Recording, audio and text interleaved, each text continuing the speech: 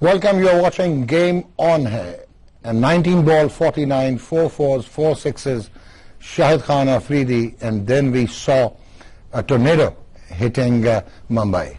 And Chris Gayle creating a unique record of getting to his second ICC World T20 100, the first one he scored in South Africa in 2007.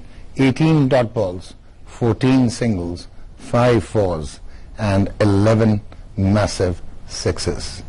And we have with us Brian Charles Lara, who was skeptical and ambiguous and thought that England, they stood a better chance. No more introduction required.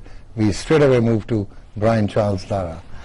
Don't worry about my reverse psychology. That was a reverse psychology. I'm going to do it again come the next match. All right. So yeah, well, I think it was a very good performance with the bat for Chris Gayle, in particular, first setter by Marlon Samuels.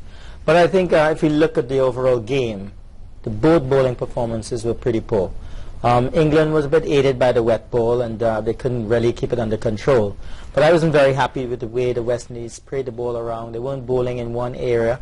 Glenn mentioned in one of our conversations earlier that when he got a ball in a certain area and the batsman wasn't scoring, he would put it there over and over again until the batsman scored. We were just bowling wide outside the leg stump, outside the off stump.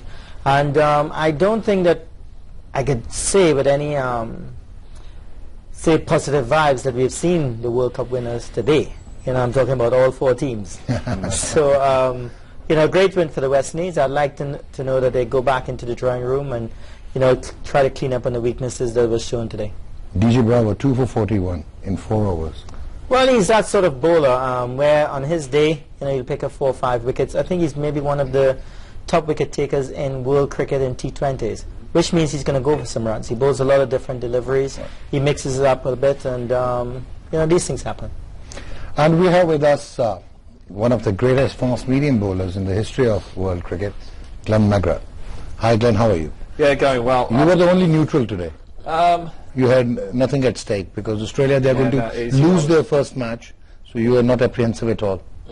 Yeah, so Australia hasn't played yet, so when they play, I'll back it. Even if I think they can't win, I'll still go for them. But obviously. I'm not sure about this, my introduction, and we need to work on that a bit because this fast medium. Oh, sorry, I'm mixing it.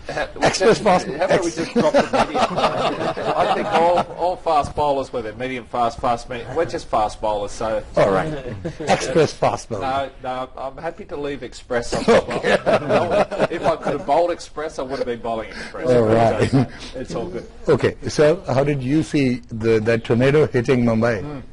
Yeah, no, I agree with Brian. I thought the way England batted quite well. But I thought the West Indies bowling, they gave them at least 20 runs or more just by poor execution. And then obviously the dew came in. There was a couple of times you saw England players diving and the dew coming up. So that was an issue for their bowlers. But when the way Gayle played, I thought he just paced his innings very well. The fact that he didn't play too many balls in the first 5 or 6 overs, could have gone either way. But it allowed him to get into the innings, and then he was off. And I don't think he could have played that any better. So and do you really think that the way they played in 2012, West Indies, they have that killer's instinct to go all the way and annex the trophy? Well, they're that team that can do anything on the day. They could have quite easily collapsed and been all out for 60 sometimes, but that'll give them a lot of confidence. The way they played today and the practice match against Australia. I think they came back well in both disciplines against Australia to win that match. To back it up now with another strong performance and with another win under the belt, I think that'll hold them in good stead. So we'll wait and see how they go the rest of the tournament. Still a long way to go. All right, and we have with us, again, I always say that one of the better wicketkeepers of all generations, technically most apt and correct, and he also won accolades from APE Not, who was rated as the best against spin bowling. Rashid Walaikum Assalam. So you enjoyed Chris Gayle? हाँ बिल्कुल बहुत मजा आया आज और देख रहे थे किस तरह से बैटिंग होती है. जब मोइन अली बॉलिंग करने आया तो हमारा यही था कि पिक करेगा इसको ना. उसने वो पिक किया, 22 रन किए 100 ओवर में.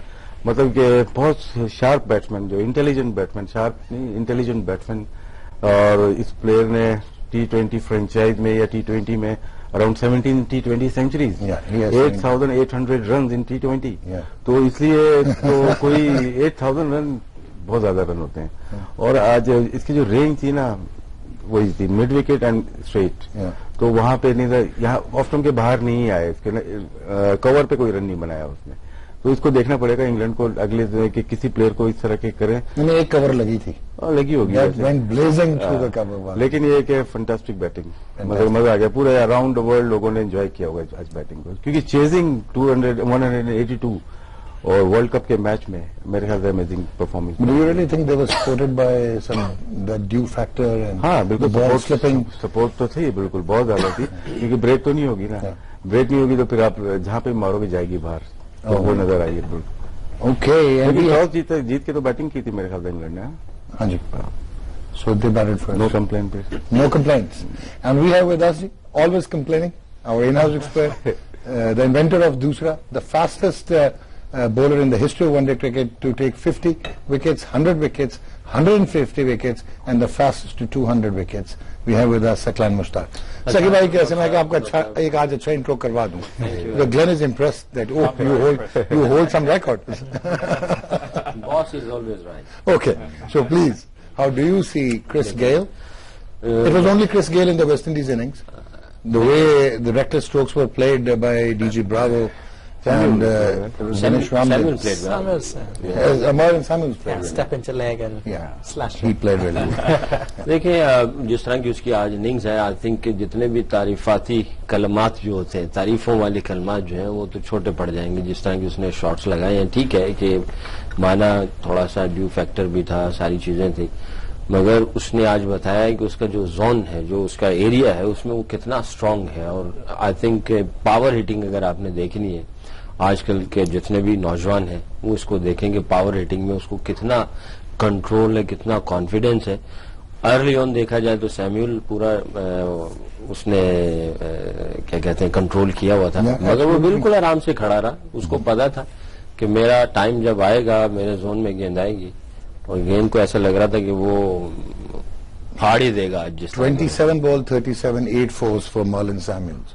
So 32 out of 37 was scored in boundaries.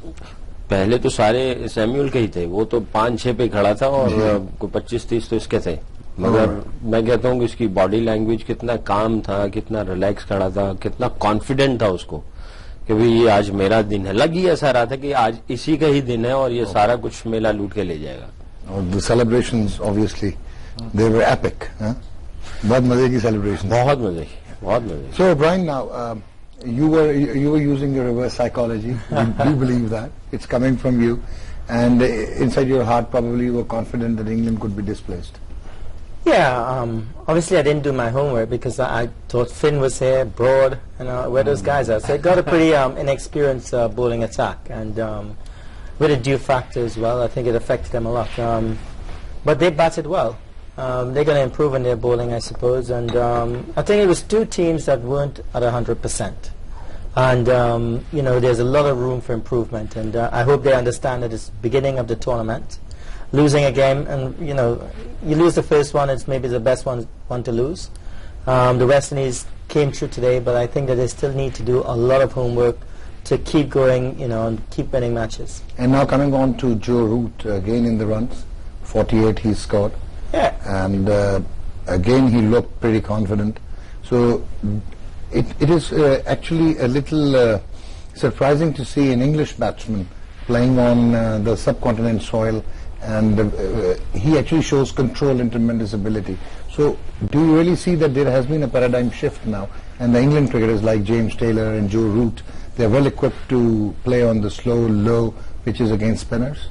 I think so. I think they're traveling better now than they did before, and these young players, with the T20 version of the game traveling around the world.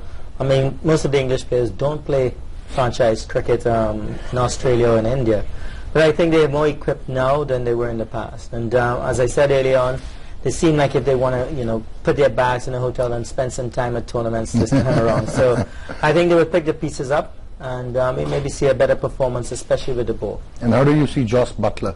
Because England persisted with him despite a regular sequence of failures, and then he came back into form against Pakistan, lasted a very quick 100, and since never looked back. He's always in the runs.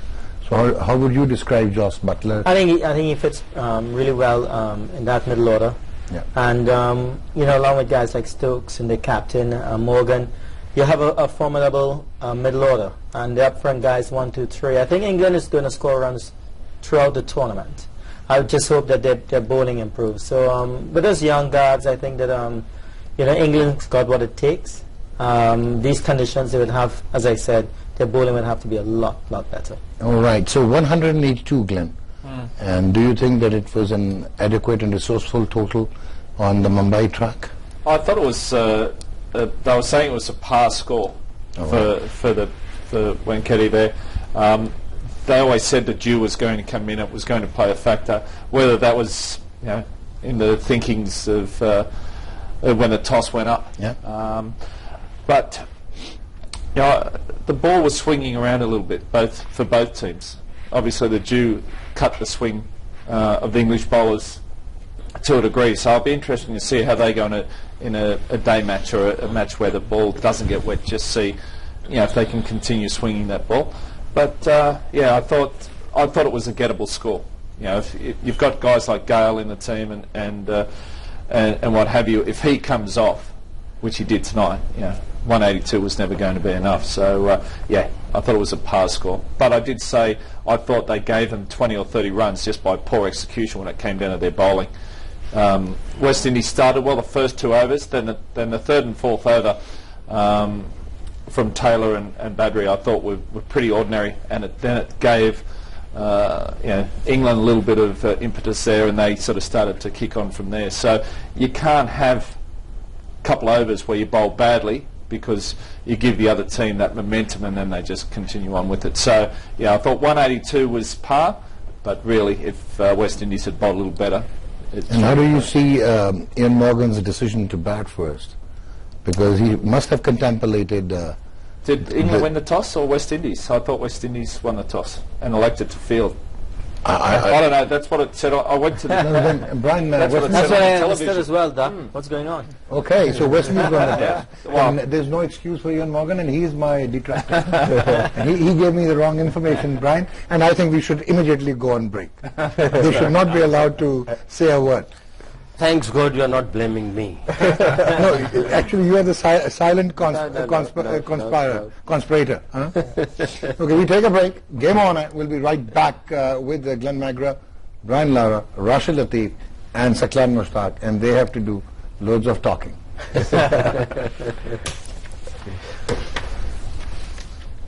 पता लगा